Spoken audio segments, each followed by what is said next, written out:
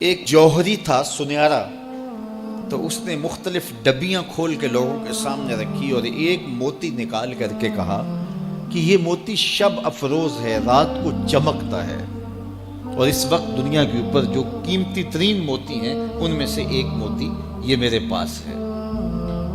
خیر اس نے اپنا سامان سمیٹا تو اس مجلس میں ایک چور بھی بیٹھا ہوا تھا، اس کے دل میں لالچ آ گئی، تو اس نے اس جوہری سے کہا کہ جناب کہاں کے ارادے ہیں؟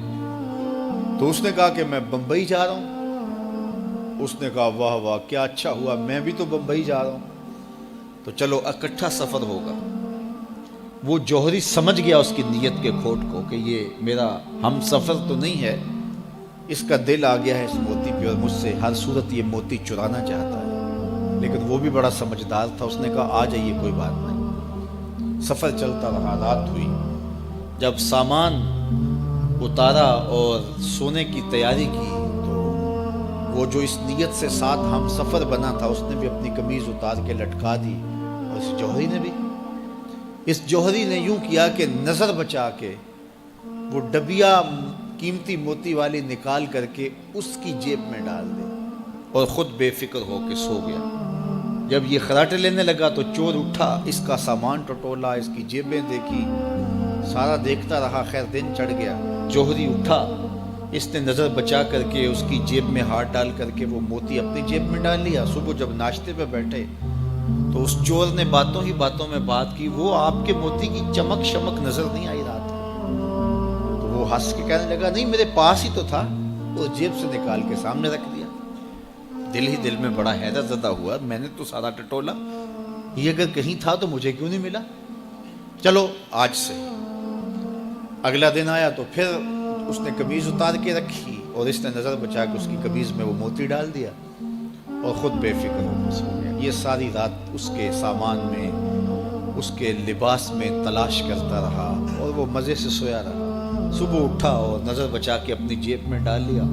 ناشتے پہ پھر بات کی کہ وہ آج بھی کوئی چمک شمک دکھائی نہیں دی۔ اس نے کہا میرے پاس ہی تھا، جیب میں ہاتھ ڈالا اور سامنے رکھ دیا۔ بڑا حیرت زدہ ہوا، دل ہی دل میں سوچا چلو کل صحیح۔ اس نے پھر ایسے کیا اور یہ ساری رات اس کا سامان ٹولتا رہا پوری تفصیل کے ساتھ۔ خیر جب صبح ہوئی تو اس نے پھر نظر بچا کے اپنی جیب میں وہ موتی رکھ لیا تھا۔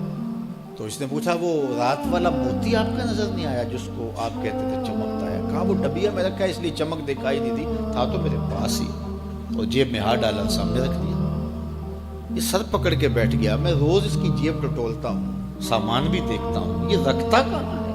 میں نے تو کوئی جگہ نہیں چھوڑی۔ اس نے کہا سچ بتاؤں میں تیرا ہم سفر نہیں تھا، میں چور تھا، میں تم کو بتا رہا ہوں۔ اب آپ میرے بھی استاد نکلے، مجھے اتنا بتاؤ کہ یہ موتی آپ رکھتے کہاں تھے؟ میں ساری رات ٹٹولتا رہا اور 3 دن ہو گئے مجھے، میں نے کوئی گوشہ نہیں چھوڑا، آپ کا سامان کھول کھول کے دیکھا ہے، آپ کا لباس الٹ پلٹ کے دیکھا، لیکن مجھے ملا ہی نہیں، یہ رکھتے کہاں تھے؟ مجھے یہ تو بتاؤ۔ اس نے کہا لوگوں کی جیب میں ٹٹولتے رہے، اپنی جیب میں ہاتھ ہی نہیں ڈالا۔ بلے شاہ اڈدیاں پھڑنے جڑا گھر بیٹھا ہے انہوں پڑھیا ہی نہیں۔ وَفِي أَنفُسِكُمْ أَفَلَا تُبْصِرُونَ، کہا تم کہاں اسے ڈھونڈ رہے ہو، ذرا اندر بھی اتر کے دیکھو، اندر اترو گے تو اس کا سراغ مل جائے گا۔